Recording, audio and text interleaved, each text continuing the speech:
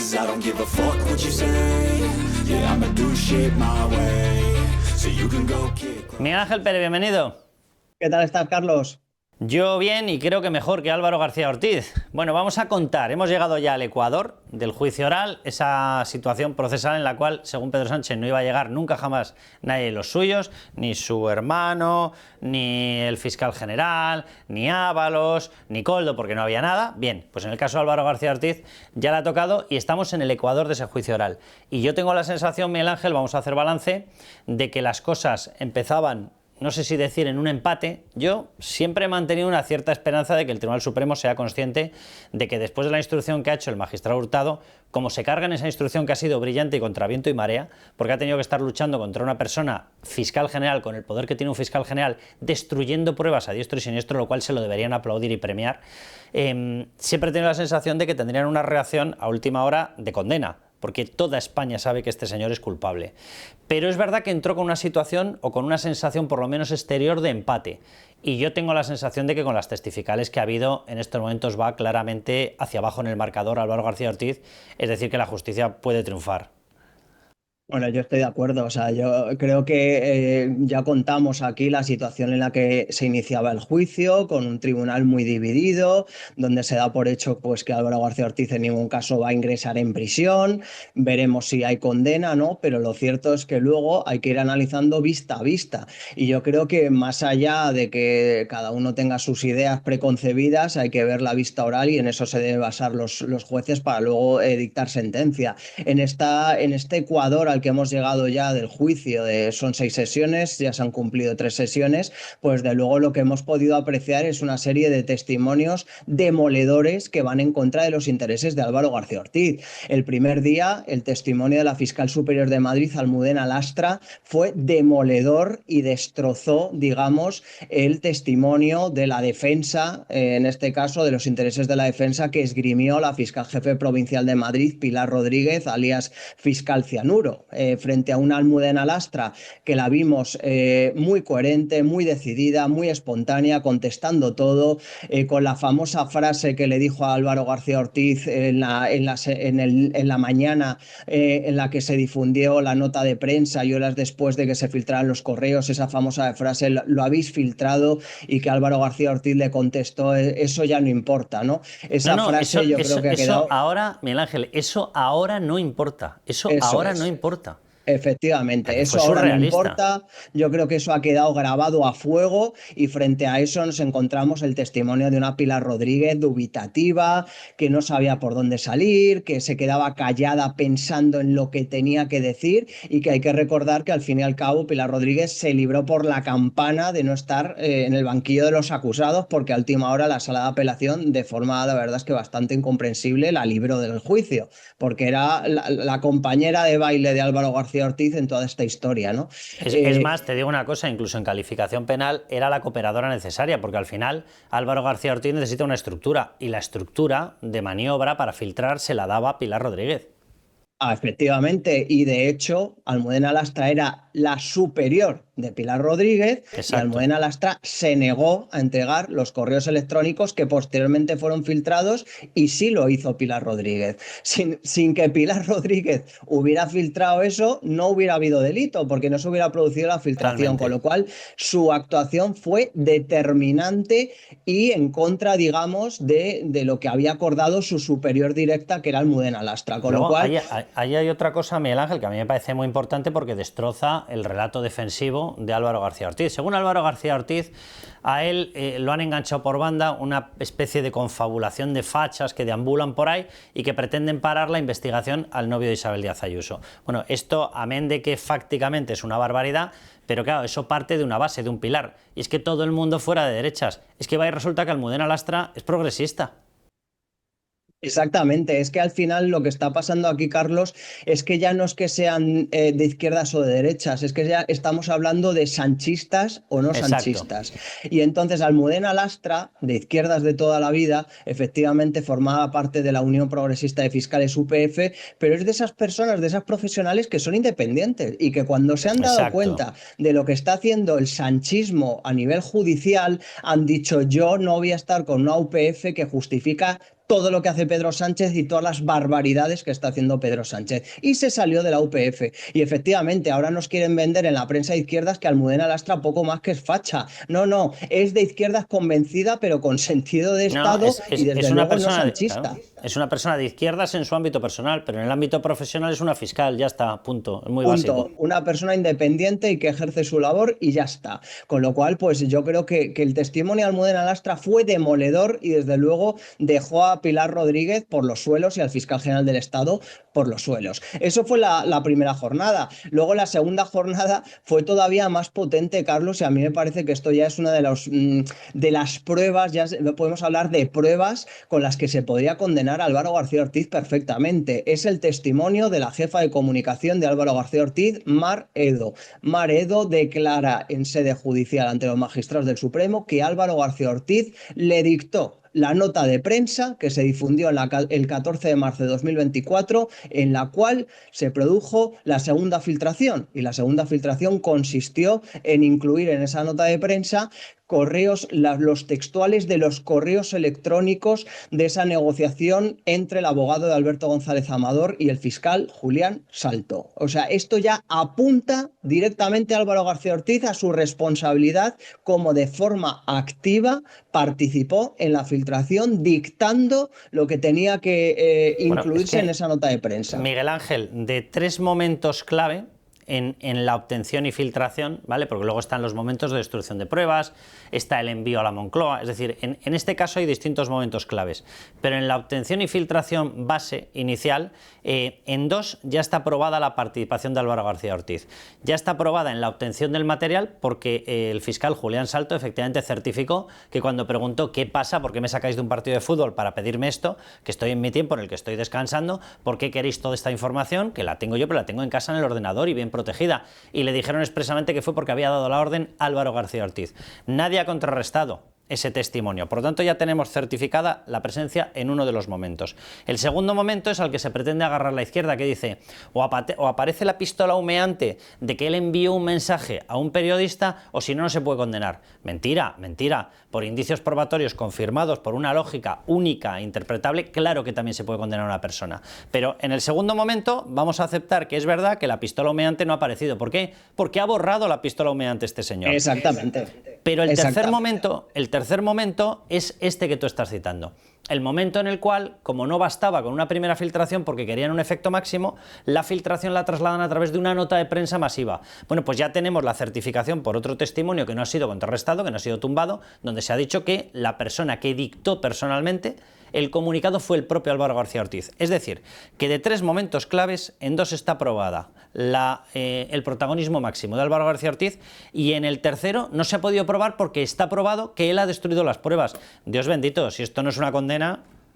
Es que claro, Carlos, este para mí es otro de los puntos clave de lo que ha sido estas primeras sesiones del juicio, justo lo que estabas contando. Es decir, Álvaro García Ortiz borró compulsivamente, con ansia, en fin, con mucho ímpetu, sus 2 teléfonos móviles, su correo electrónico personal. Su correo, que hay que decirlo, es que suprimió la cuenta. Todo esto no tenía por qué hacerlo. Y llega la fiscal Esmeralda Rasillo, cuyo departamento es la que se encarga de facilitar los teléfonos móviles a los fiscales, a propuesta de la defensa de García Ortiz, y dice en la segunda sesión del juicio que no existía ningún protocolo de la fiscalía que obligara a borrar los teléfonos móviles. Es decir, Álvaro García Ortiz se queda sin coartada. ¿Por qué borró sus teléfonos móviles y suprimió la cuenta a su correo electrónico? Pues simple y llanamente porque ahí se encontraría la prueba de la filtración de los correos electrónicos a medios de comunicación afines al gobierno en la tarde-noche del 13 de marzo de 2024. Y hablando con algunos juristas, me dicen, es que ya hay jurisprudencia de que el hecho de que este hombre haya borrado la fuente de prueba, pues ya es una prueba de que ha cometido el delito. Con lo cual ya nos encontraríamos con otra prueba ya hecha, y es que este hombre borró el teléfono móvil sus 2 teléfonos móviles y su cuenta de correo sin justificación para tapar el origen de la filtración. Entonces ya tendríamos dos hechos incontestables que apuntan a la autoría de Álvaro García Ortiz como ese filtrador, que es muy importante. Y luego ya la tercera sesión del juicio, Carlos, para mí fue la menos productiva a nivel de lo que es judicialmente hablando, porque acudió Juan Lobato, que durante la instrucción se mostró pues muy bravo contra el Partido Socialista, tal, porque le querían obligar a enseñar un escrito que era la filtración de la Fiscalía y tal, y luego ya en el Supremo pues pasó de toda esa bravura a prácticamente recoger cable, no querer contestar, evasivas, condicionales, a proteger al Partido Socialista, en fin, poco a nivel jurídico aportó la declaración de Juan Lobato, salvo que quería proteger al Partido Socialista. Y luego, por supuesto, llegó la declaración de Pilar Sánchez Acera, la jefa de gabinete del jefe de gabinete de Pedro Sánchez, es decir, de Óscar López, y Pilar Sánchez Acera directamente se rió en la cara de los magistrados del Tribunal Supremo cuando le preguntaron quién le había reenviado el pantallazo de los correos electrónicos, y ella dijo pues que un periodista, que un medio de comunicación, pero que no puede recordar, que eso es una frase, la verdad es que también bastante curiosa. No es no recuerdo, sino no puedo recordar, que parece más bien no quiero recordar o no lo Sí, quiero pero decir. fíjate que ahí Pilar Sánchez Acera, yo también creo que su testifical no ha sido buena para Álvaro García Ortiz, porque amén ya de la chulería y del no me da la gana recordar, porque es obvio, ¿cómo no vas a recordar una persona que te ha ofrecido, según su versión, el material definitivo con el que piensan que pueden acabar con una de sus grandísimas pesadillas? ¿Cómo no vas a saber eso? No solamente lo sabes, sino que se lo vas a agradecer eternamente. Por tanto, claro que lo sabes. Por tanto, estás mintiendo descaradamente, encima y con una medio sonrisilla, que era surrealista. Que yo, por cierto, en el Tribunal Supremo también deberían, de vez en cuando, aplicar el Código Penal en su plenitud. O sea, esta persona no va como imputada, esta persona va como testigo, esta persona no puede mentir. Y está mintiendo, y dices, no está mintiendo porque no está diciendo otro nombre. Sí, perdona, está mintiendo porque es falso que él no se acuerde. Es mentira, es radicalmente falso. Pero bueno, al margen ya de eso, Sánchez Acera certificó en el fondo otra cuestión. Hemos ido repasando los momentos. Uno de los siguientes momentos fue la filtración a través de Moncloa. ¿Para qué? Para que Moncloa lo distribuyese a sus distintas ramificaciones políticas de forma que acabasen con Isabel Díaz Ayuso, que era el objetivo final. A ellos les importa un soberano comino, Alberto González Amador, el novio. Van a por Ayuso. Bien. ¿Qué es lo que se certificó también en esa declaración? Que no se podía comprobar la mentira de Sánchez Acera porque también había borrado el móvil. Con lo cual tenemos otro momento de borrado y de nuevo Eso. negativo en su prueba para los intereses de Álvaro García Ortiz. Otro borrado, estoy totalmente de acuerdo contigo, Carlos. Al final ella, pues como Álvaro García Ortiz, siguió la misma línea, ¿no? Lo borró y además, como tú decías, con esa sonrisilla contestaba a los magistrados del Tribunal Supremo y ¿usted no tiene los WhatsApp? No, no los conservo, y le entraba la risa porque sabe obviamente lo que ha pasado ahí, ha borrado otra fuente de prueba clarísimamente, ¿no? Con lo cual yo creo que hasta el momento, en estas 3 primeras jornadas del juicio, todo lo que se ha puesto encima de la mesa apunta a que Álvaro García Ortiz sería partícipe en las 2 filtraciones. Uno porque ha borrado la prueba de la filtración y otro porque dictó la filtración. O sea, Miguel Ángel, y déjame que no nos olvidemos de, en el primer momento, en el momento de obtención de la información de las conversaciones entre el equipo jurídico de Alberto González Amador y la Fiscalía, cuando sacan al fiscal Salto del campo de fútbol del Atlético de Madrid, ahí ha habido otra declaración casi brutal del propio Julián Salto, en el que dice, yo hubo un momento en el que, viendo las prisas, lo que pasaba, una orden directa al fiscal general, pregunté que cuál era el repentino interés por esta información de un tal González Amador, que él no sabía quién era, y la respuesta oficial que recibió fue, es que esta persona mantiene una relación sentimental con la presidenta de la Comunidad de Madrid. Con lo cual tenemos el móvil, tenemos el borrado de pruebas que los incrimina, tenemos la participación activa en 3 momentos de Álvaro García Ortiz, directamente dando la orden, posteriormente dictando la nota de prensa y después borrando sus terminales. Tenemos que determinados cooperadores necesarios, por ejemplo, Pilar Rodríguez, su testifical ha sido una auténtica barbaridad, diciendo, yo no dije que había que ponerle más cianuro a la presidenta, dije cianuro. Oh, muy bien, acaba de quedar usted exculpada, ¿eh? Dios bendito, llegar a fiscal para hacer ese razonamiento, ¿eh? Dios bendito. Y lo de Sánchez Acera, para acabar diciendo, no me da la gana decir quién me lo pasó, yo, sinceramente, Miguel Ángel, veo un Ecuador, es decir, una primera mitad muy negativa para Álvaro García Ortiz, ¿eh?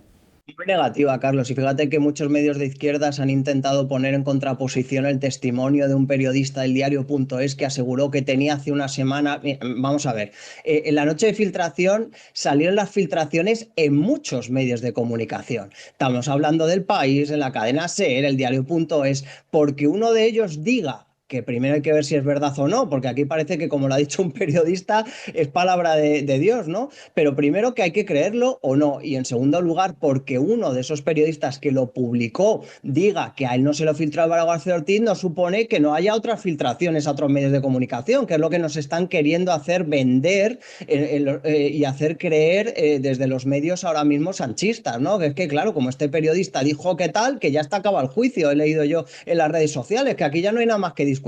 Vamos a ver, es una tomadura de pelo absoluta, y la semana que viene en ese aspecto yo creo que va a ser definitiva, porque van a seguir declarando periodistas de cadena SER y del diario El País, que por supuesto, como no va a ser de otra manera, van a negar que haya sido el fiscal general del Estado el que se lo ha filtrado, pero también va a haber otros testimonios que veremos a ver cómo se le pinta la cosa a Álvaro García Ortiz, que hay que recordar, él declarará el miércoles y que estarán todos los focos puestos en él, y ya el jueves, en principio, acabaría el juicio con pues las conclusiones finales de las partes. Yo, desde luego, en este primer partido, en esta primera parte del partido, Carlos, yo creo que de momento gana la condena a Álvaro García Ortiz.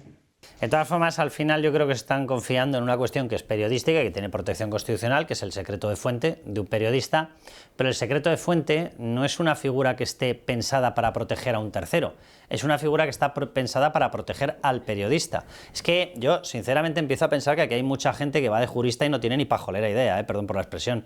O sea, el secreto de fuente implica que nadie te puede obligar a ti como periodista a decir o a revelar tu fuente y quién en este caso te pasó esa información. Imaginémonos que no hubiese sido la Fiscalía, pero mientras que no digas quién es y mientras que no se pueda cotejar quién fue el que lo filtró, no vale como un argumento para defender a los terceros. De hecho, no vale ni siquiera como un argumento para defender al propio periodista. El secreto de fuente tan solo protege tu secreto de fuente. No puedes ser obligado a decir eso y no se te puede condenar por perjurio, por falso testimonio, por no decir quién es la fuente. Pero no es una prueba a tu favor, que aquí la gente yo creo que se confunde mucho, que unas cuantas lecturas jurídicas no estarían de más para algunos. O sea, el secreto de fuente no protege.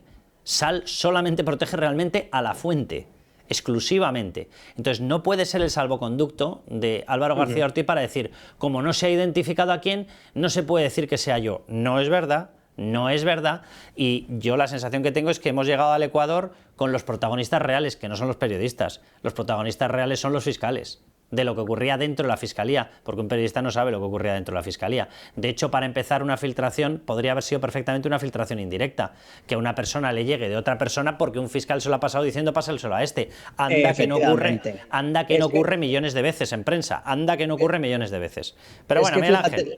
Fíjate, Carlos, simplemente una cosa más. Yo creo que hubo más partícipes en esta filtración, y mi apuesta es por una persona que se libró también casi a última hora, que fue el teniente fiscal de la Secretaría Técnica, Diego Villafañe. Y yo creo que Diego Villafañe ayudó presuntamente, y esta es mi hipótesis, a filtrar a Álvaro García Ortiz los correos. Y el dato impepinable es que, qué casualidad, que minutos después de que Pilar Rodríguez le envíe los correos a Álvaro García Ortiz, oye, aparecieron filtrados minutos después. Mira qué casualidades.